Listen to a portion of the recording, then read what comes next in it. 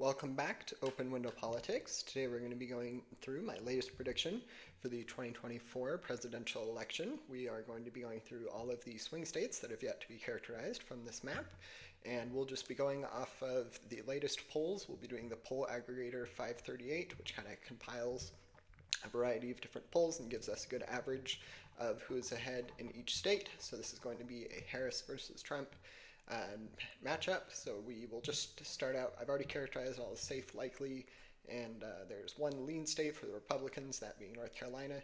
North Carolina has been getting a little more competitive, but I do think that if the election were to be held today, it would most likely be in Republican hands by a narrow majority. But for now, we're going to go with a lean characterization for the state of North Carolina.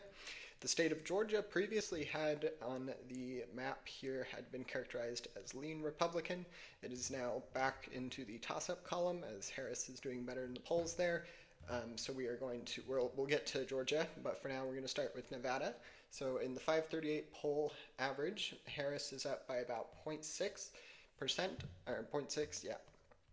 Some of the latest polls, there's this one with Trump up by 3. That's a Republican-leaning pollster, though, so it might not be the most reliable, but in general, there's a poll here of them tied.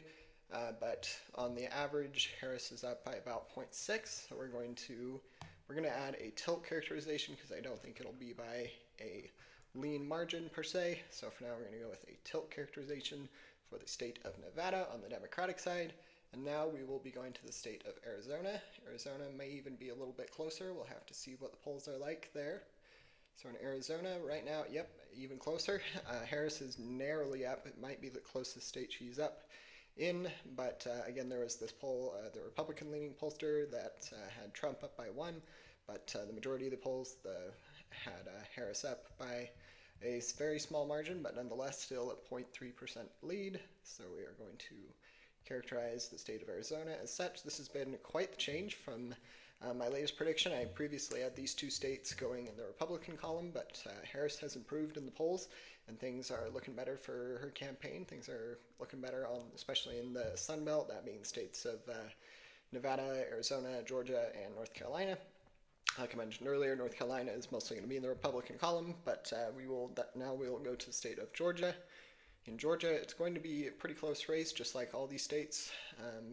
But let's see here. There we go, Georgia.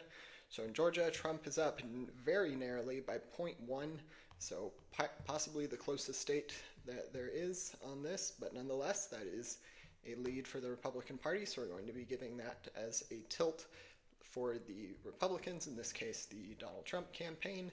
And that leaves us with 243 electoral college votes for the Democrat, Harris, to 251 for the Republican candidate, Trump, and of course their respective running mates. And then we will be going to the state of Wisconsin.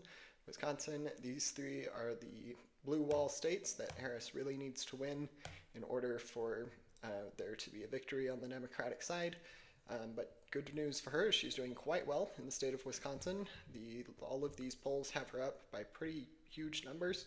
I do not think she will win the state by 8 or by 9 or 7 points like these polls are saying, but I do think that it is, or even 3 points, I think it will be close. For now, we're going to give that as a lean Democratic rating, and that leaves us with 253 votes. So Harris has taken the lead in the Electoral College map to 251 for the Republican. We'll now go to the state of Michigan. In Michigan, it probably will be by a more substantial margin for the Democratic Party. We'll have to see if that is the case.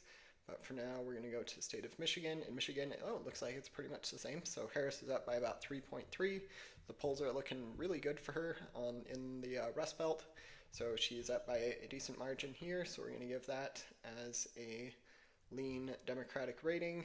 And that will give us, there we go, 268 electoral college votes to 251. So it comes down to the state of Pennsylvania. If Trump is able to win Pennsylvania, it will be just enough electoral college votes to secure the presidency. If Harris is able to win it, then it will be more than enough votes to secure the presidency. She only needs 2 more votes. So for now, we're going to go to the polls in Pennsylvania. Pennsylvania is generally regarded as one of the most important swing states. So in the state of Pennsylvania, here we are. So in Pennsylvania, it's a narrower margin, but it looks like Harris is still doing quite well in the polls. These last few polls have clearly seen a Harris lead. So I'm going to go with a tilt characterization though for that. I do think it could be a lean, but I do think it will probably be a narrow margin. Just the aggregator of the most recent polls, up by about 1.6. So I suppose that would be probably going to be in the lean in column. So we're going to give that as lean Democrat. And there we go. So that gives us 287 electoral votes for the Harris campaign to 251 for the Trump campaign, therefore resulting in a Trump defeat and a Harris victory. So the only swing state that ended up going towards the Republicans was the state of Georgia. It was by 0.1%, so pretty close margin. I could see I think Trump still has the possibility to win in Nevada and Arizona. It's going to be a little bit harder to crack the poll numbers for Harris in the Rust Belt, that being the state of Wisconsin, Michigan, and Pennsylvania.